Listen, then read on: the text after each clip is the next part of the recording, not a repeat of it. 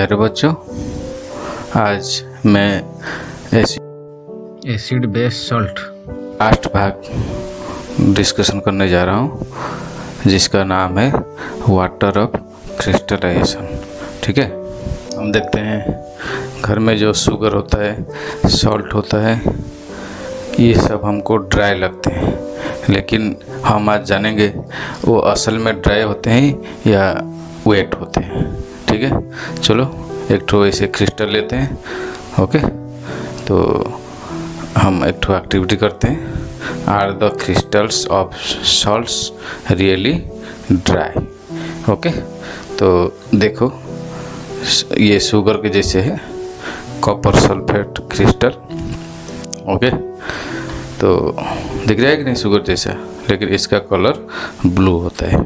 ठीक है, तो इसको लेके हम टेस्ट करेंगे। हम शुगर लेके भी कर सकते हैं। ओके, तो ठीक है, तो एक्टिविटी देखो, ये तुम्हारा टेस्ट ट्यूब है। ओके, ये बर्नर है। ठीक है, हम क्या करेंगे, कॉपर सल्फेट क्रिस्टल को हम इस बॉइलिंग ट्यूब में लेके हीट करेंगे। Heat a few crystals of copper sulphate in a dry boiling tube, right. Then हम मार्क करेंगे what is the colour of the copper sulphate crystal after heating, ये हम देखेंगे। ठीक है, फिर तो देखना है बच्चों क्या होगा। इसका कलर पहले तो ब्लू था, मैं जैसे दिखाया तुम लोगों को। ओके, फिर क्या हुआ, हीट करने के बाद उसका कलर और ब्लू नहीं रहेगा, तो क्या होगा, वाइट हो जाएगा। ठीक है, और तुम देखोगे यहाँ टेस्ट ट्यूब में, यहाँ देखो, तुमको हीट करने के बाद यहाँ पानी दिखाई देगा, वाटर दिखाई देगा, वाटर ड्रॉपलेट दिखाई देगा। ठीक है, तो अभी बोल तुम, ये वाटर ड्रॉपलेट कहाँ से आया है? ठीक है, कहाँ से आया है? इसको हीट करने से आया है। तो इसका मतलब क्या है, कॉपर सल्फेट को हीट करने से जो कॉपर सल्फेट जिसका कलर ब्लू था, okay, after heating it turns into white, and ये कॉपर सल्फेट जो कि हमको ड्राई लग रहा था, उसमें असल में पानी था। ठीक है, वो पानी जब हम गर्म किए वो वाटर वेपर बन गया, और वाटर वेपर यहाँ से इसका टेस्ट ट्यूब का वाल में ऊपर में लग के कंडेंस हो गया है, जो कि हमको दिखाई दे रहा है। ठीक है, ऐसे हम शुगर लेके भी कर सकते हैं, सॉल्ट लेके भी कर सकते हैं। ठीक है, तो फिर क्या करना, ये जो वाइट हो गया था, ठीक है, इसको फिर बाहर लेके ठंडा करके फिर उसमें थोड़ा वाटर 2-3 ड्रॉप हम डाल देंगे। डालने के बाद देखना, फिर ये जो ब्लू से वाइट हो गया था, फिर ये ब्लू हो जाएगा। ठीक है, तो इसका मतलब क्या हुआ बच्चों, copper sulphate crystal is blue in colour, after heating it converts into white powder. Okay, the water droplets in the test tube indicates that copper sulfate crystal has water in it. Okay, after adding water the color of copper sulfate again turns into blue. Okay, ठीक है, it means salt crystal, copper sulfate एक तो salt है।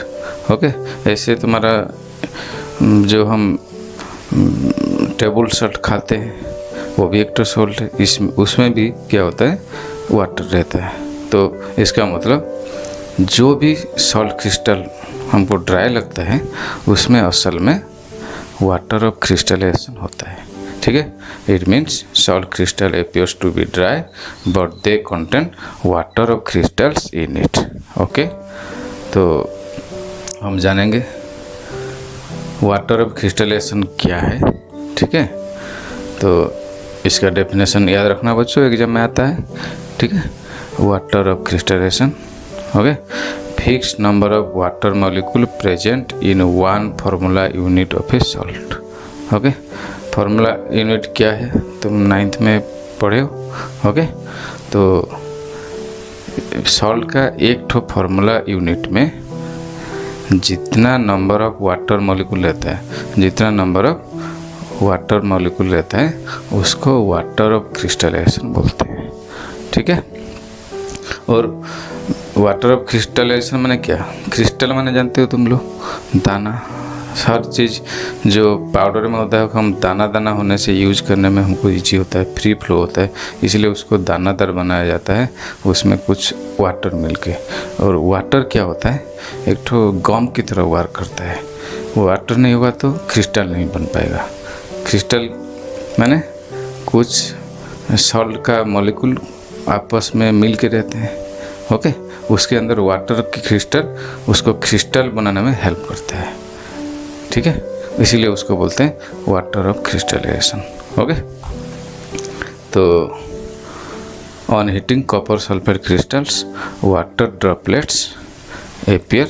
Okay, तो formula of hydrated copper sulphate, हम copper sulphate crystal को हम hydrated copper sulphate बोल सकते हैं। Hydrated means it has water in it. Okay, hydrate related to water, याद रखना, जहाँ भी हाइड्रेट लगा होगा वहाँ वाटर होगा। तो formula of hydrated copper sulphate क्या है? CuSO4.5H2O। ओके, कॉपर सल्फेट का फॉर्मूला CuSO4 है, लेकिन उसमें इतना वाटर रहता है, एक मॉलिक्यूल में 5 वाटर मॉलिक्यूल रहता है जो हमको दिखाई नहीं देता, उसका अंदर में रहता है। तो ये जो 5H2O है ये है तुम्हारा वाटर ऑफ क्रिस्टलाइजेशन। यहाँ माने 5 number of water molecule attach है इस कॉपर सल्फेट में। ठीक है, और इसको ऐसे डॉट देके लिखा जाता है। ठीक है, ठीक उसी तरह देखो तुम वॉशिंग सोडा पढ़े थे। ओके, वॉशिंग सोडा का फॉर्मूला क्या है? Na2CO3.10H2O। यहाँ कॉमा लिखा है लेकिन डॉट लिखते हैं, कहीं कहीं कॉमा भी लिखते हैं। ओके, तो .10H2O उसमें रहता है। तो यहाँ देखो वाटर ऑफ क्रिस्टलाइजेशन कितना ठो है? 10 ठो है। 10 number of water molecule present in washing soda. Okay, ठीक है। ठीक उसी तरह जिप्सम तुम जानते होगे, जिप्सम प्लेट मिलता है जो ऑफिस हुआ, शोरूम हुआ, उसका वॉल रूप को सजाने के लिए वो प्लेट लगाते हैं, माने अच्छा फिनिशिंग आता है जिप्सम प्लेट।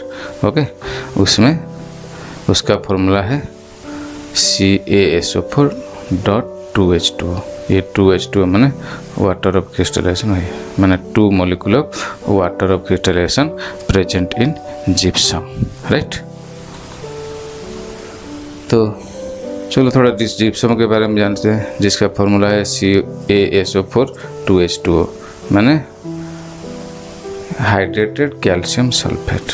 ठीक है, तो देखो जो बोला था जिप्सम प्लेट ऐसे दिखे होगा तुम, माने घर को सजाने में, घर का वॉल को फिनिशिंग देने में, शोरूम का वॉल को फिनिशिंग देने में ये सब यूज़ करते हैं। इवन ऑफिस में भी लगाते हैं अच्छा फिनिशिंग देने के लिए। ओके, तो ये जिप्सम मिनरल ये माइन से मिलता है। ओके, कहाँ से मिलता है? माइन से। ये जिप्सम मिनरल ऐसे मिलता है, उसको इस फॉर्म में हम लाते हैं, यूजेबल फॉर्म में। ठीक है, ठीक उसी तरह देखो घर में लगा है, देखो यहाँ ऊपर में, रूफ में, यहाँ इवन फ्लोर में, वॉल में। ओके, यहाँ हर जगह जिप्सम प्लेट लगाया जाता है अच्छा फिनिशिंग के लिए। ठीक है, तो ठीक है, तो देन हम जानेंगे प्लास्टर ऑफ पेरिस।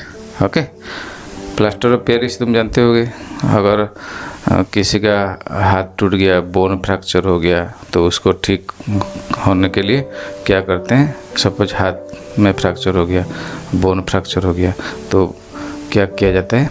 वो बोन को ठीक करने के लिए वो लोग प्लास्टर ऑफ पेरिस लगाते हैं। एक तो पाउडर होता है, बैंडेज कर देते हैं, हाथ को सीधा कर देते हैं, हाथ को सीधा करने के बाद उसमें बैंडेज लगा देते हैं, उसके ऊपर वो पाउडर जो मिलता है जिसको हम प्लास्टर ऑफ पेरिस बोलते हैं।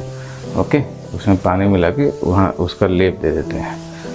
ओके, लेप देने के बाद क्या होता है, वो स्ट्रॉन्ग हो जाता है, ठीक है, पूरा हार्ड बन जाता है, सेट हो गया। ओके, उसको हम प्लास्टर ऑफ पेरिस बोलते हैं। क्यों बोलते हैं plaster of Paris?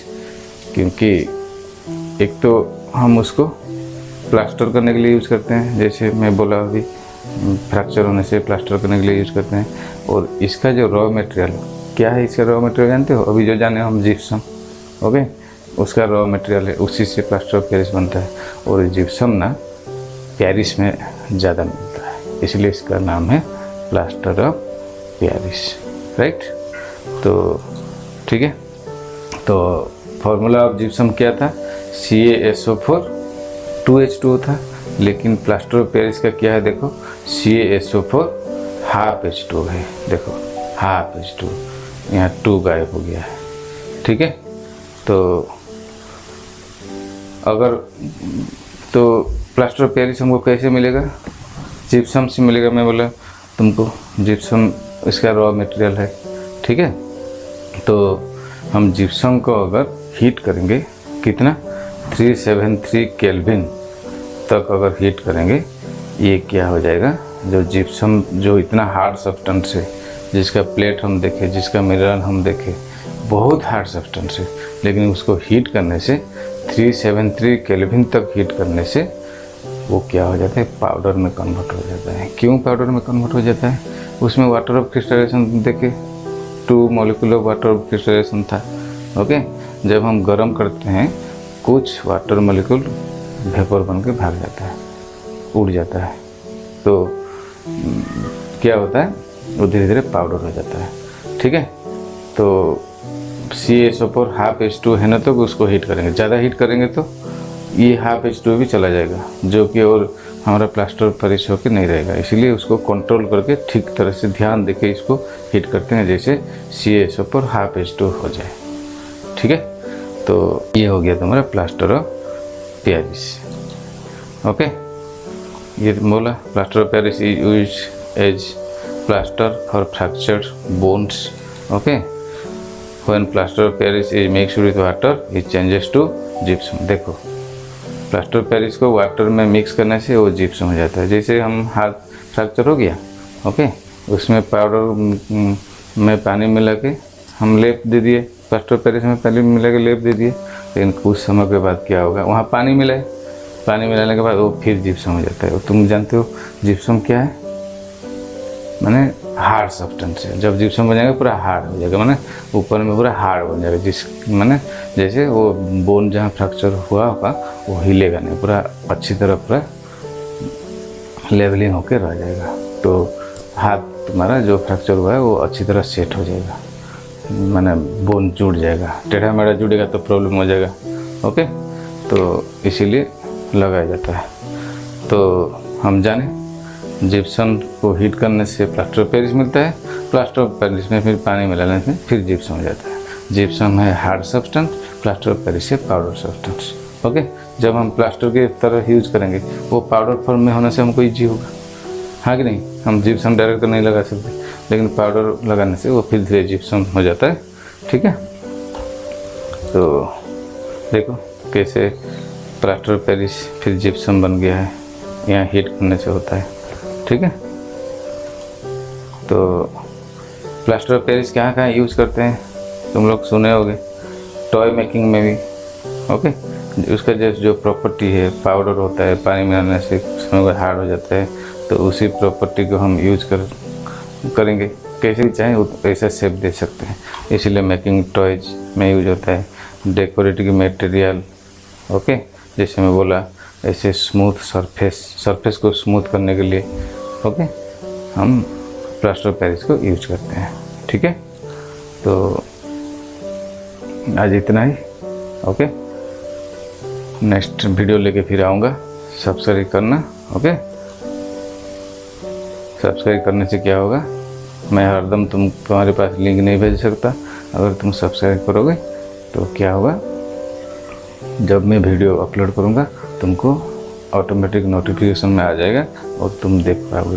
So subscribe, like and share, okay.